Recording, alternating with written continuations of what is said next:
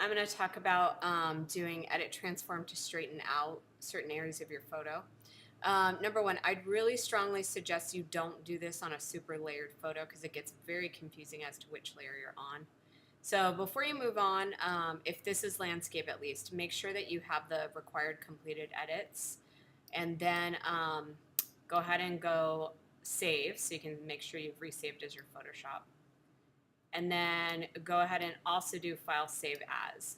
I've already saved this, but just walking you through it. So the only thing we want to do, same location as our Photoshop file, we want to make sure we change the format to JPEG. It's going to ask me if I want to replace it just because I've saved it before, but you may not have that. 10 and baseline standard. Okay, now I don't want that file, the Photoshop file. I'm going to go to File, Open, and I'm going to open that JPEG that I just saved.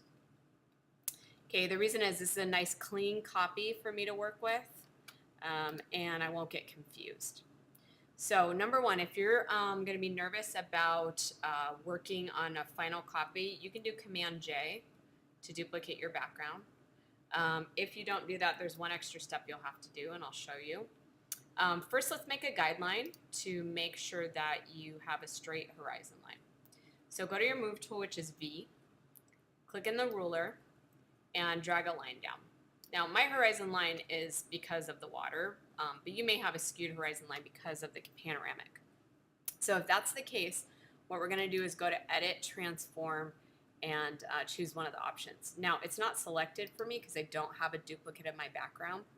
So I can either do Command J and I won't have an issue, or if I don't want to duplicate my background for some reason, I do Command A to select it.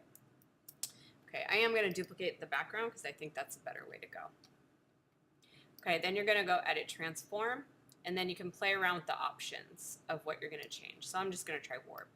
Yours may be different though, and Warp's going to allow me to bring that water up, and then maybe say I want to bring these mountains up and this down.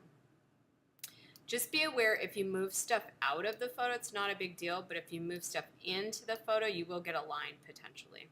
Okay, so you want to move stuff up and out rather than in usually. You can go back and do Edit, Transform, and choose a different one as well, if you like. When you're done, you're going to hit the check mark. Now for this project, I don't need to see that work, okay? And if I do Command S, it's not going to auto-save as my JPEG, so hit Cancel. We want to flatten these layers first. This is also what you want to do if you're going to do clone stamping. Okay, so do it on a duplicate layer, and then when you're all done, go to Layer, Flatten Image, and then you're going to do Command S to resave. Okay, that's it for that video. I hope that helped.